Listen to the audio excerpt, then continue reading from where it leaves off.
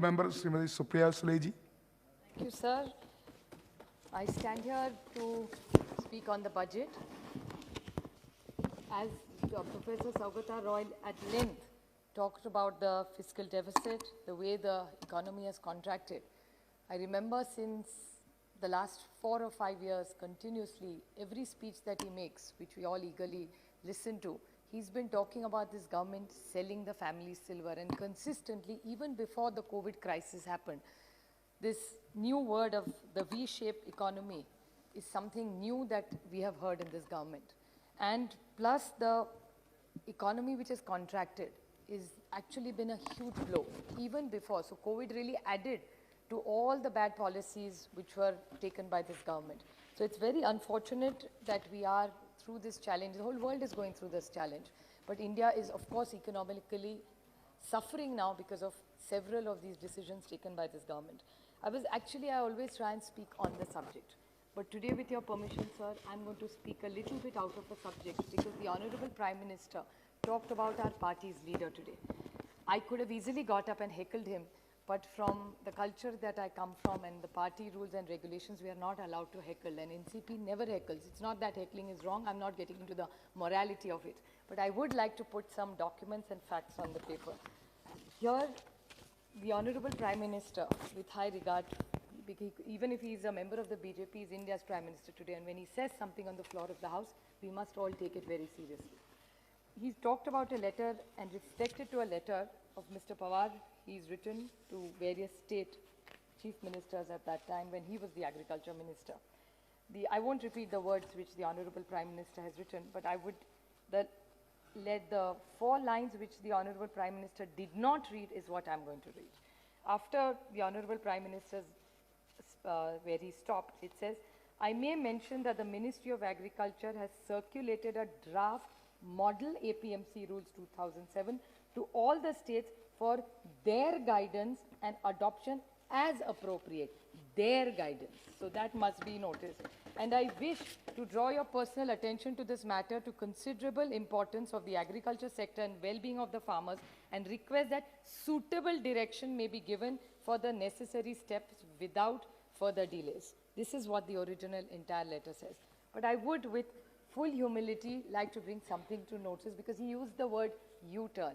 So I would like to just highlight and just take 2 minutes of the U-turns of this government. So GST was brought in by Honorable Manmohan Singh ji. If please, I stand corrected that time the Gujarat Chief Minister had objected to the GST. We brought in the RTI, we brought in the food security, we as in the UPA government, the right to education, NREGA, the new corporate law, the company bill, the DTC, the Aadhaar, the land acquisition. All these new bills, I do understand, change is inevitable. We all are for change. We are all. And I come from a state which is for reforms. So we are never against reforms. It's the way they are administered and done is what our objection is to. And while I read out this GST, RTI, food security, RT, NREGA, all these when we got, all these were moved by the Honorable Prime Minister then, Sri Manmohan Singh ji, who was absolutely a team player. It went through the standing committee. Every stakeholder was invited. Feedback was taken, and only then all these laws were made. I would like to talk about a U-turn for this government. NREGA, it's on record, and if they would like to place it, I would be happy to get you documents, where the present Honorable Prime Minister has not spoken as well as about he speaks on NREGA today.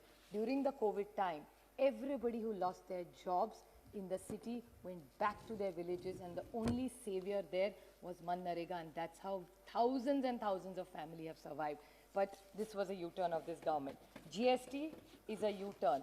Aadhaar, I actually do miss him here, is Shri late Anand Kumar ji. He was a friend to all of us, and unfortunately he's no more, but I still remember how strongly that time the BJP had objected.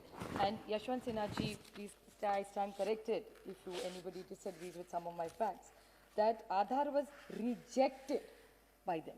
And today they are steering Aadhaar, they are praising GST as their program, and they are praising NREGA. Now, are these U-turns or left turn, right turn, which turn? I really don't know. So, and the Honorable Prime Minister said intent versus content. everybody has a good intent. So when they do it, it's intent and content, and when we do it, it's a U-turn. It's little unfair, especially coming from such a high office. So I would just like to put these things on record, that these things happen, and they are always demeaning institutions. Why do they always need the ordinance route? If they really wanted to bring these laws, why could they not take this? Now, logically speaking, sir, even if they were moved at that time, they were moved as recommendations for a change of the law. Why were the same route not followed? And if this was written to all the chief ministers, how come there was no agitation in 2004, 5, 6, and for all that decade that Mr. Pawar was the agriculture minister? I'm not here to defend. He's very capable of defending himself.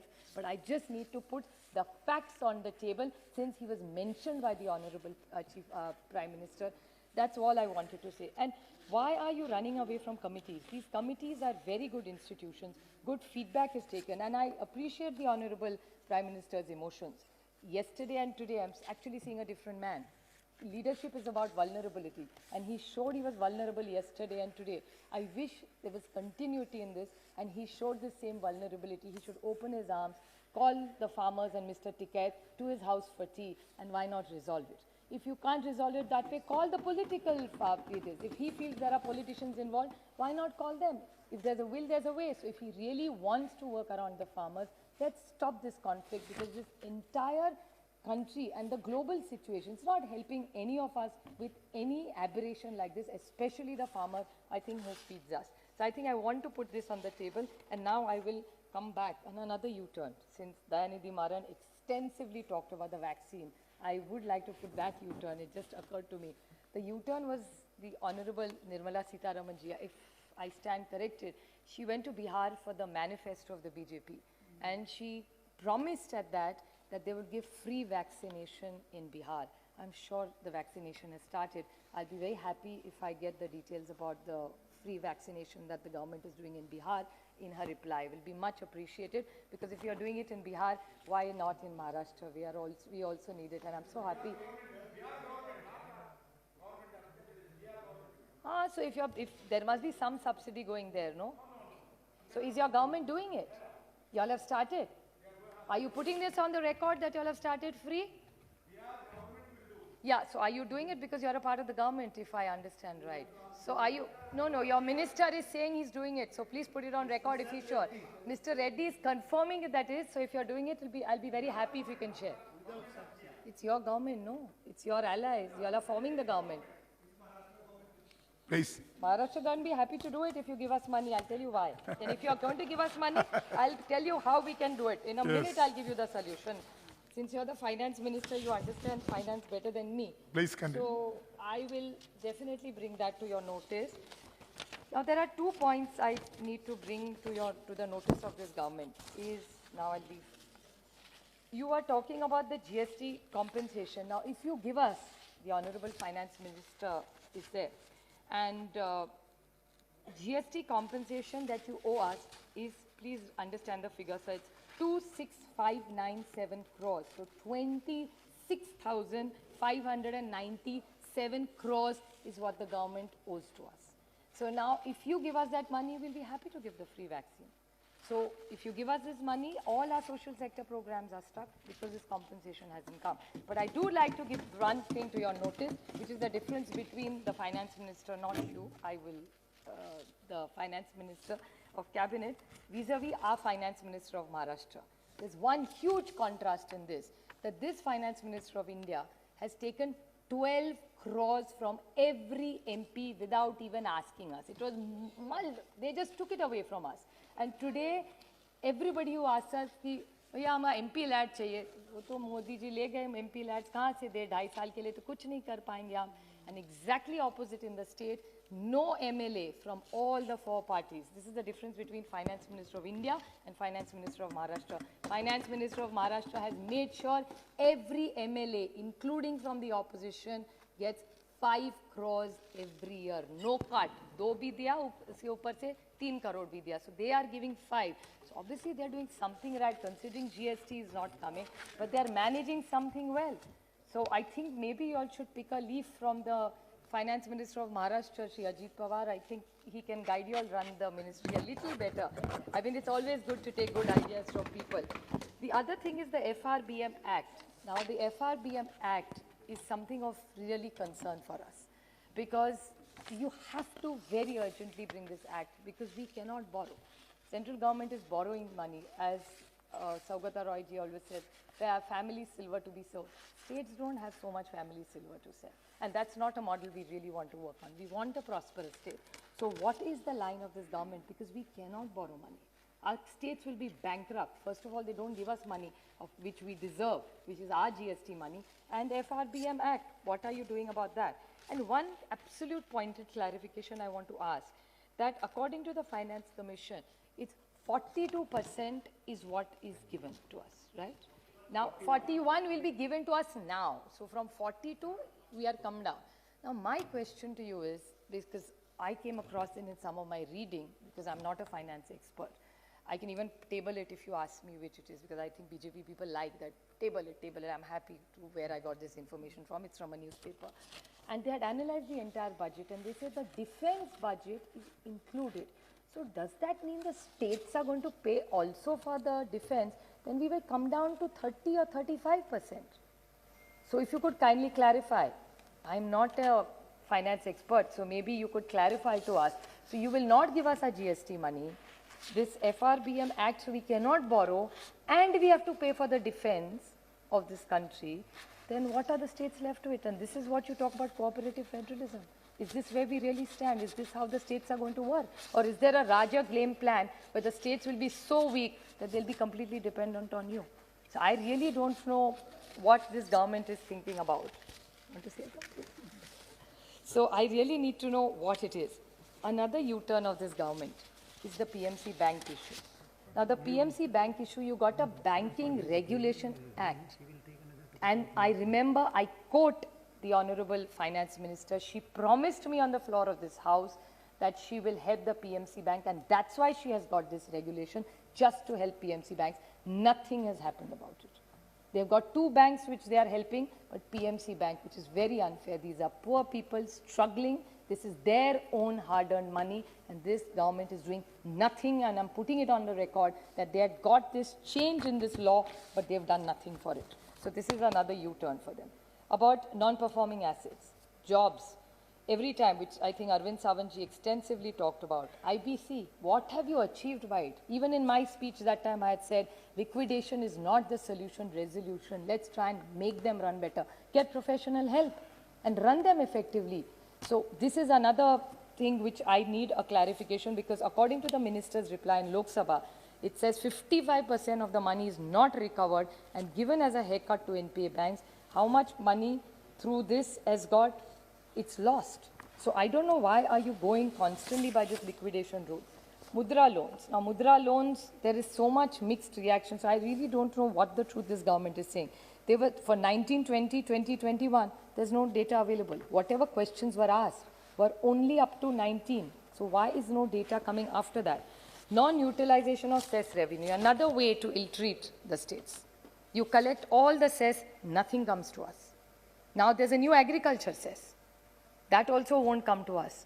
So, and the CAG has not flattered this government at all about the cess that is collected. Lakhs, let me give you the exact number. It's a question of, to Anurag Thakurji by Ms. Ramya Haridas, in which he has said that the entire cess is not even spent. And the CAG report says that whatever monies have come, according to the CAG, more than just 2 minutes, last 2 minutes. Please come. More than rupees 2.18 lakh crores collected by central government as cess for specific purposes as education, sanitation, infrastructure has either not fully been transferred to the dedicated fund or remains unutilized. This is what the CAG is saying. So I think you owe it to the states. You don't even give it to the states. You also don't use it. So where is the money going? There is absolutely, you talk about transparency, and the Honorable Prime Minister talked about it. Talking about health, or talking about, you talked about health. Yesterday, Prakash Zavadekar ji, I think Tejasvi Surya is in the house. It was his question that he asked. And Honorable Prakash Zavadekar ji answered, and he said, oh, it's a continuous process. Monies will keep coming. There's nothing in the budget. And he said 600 crores is more than enough for students' education, online education. How much money really went, even to JNK? There was no 4G available, so how did the kids study? So 600 crores is clearly not enough. I think all of us are aware that this online education, and in your government's new education policy emphasizes on doubling the government's expenditure for education. You have reduced it. You haven't doubled it.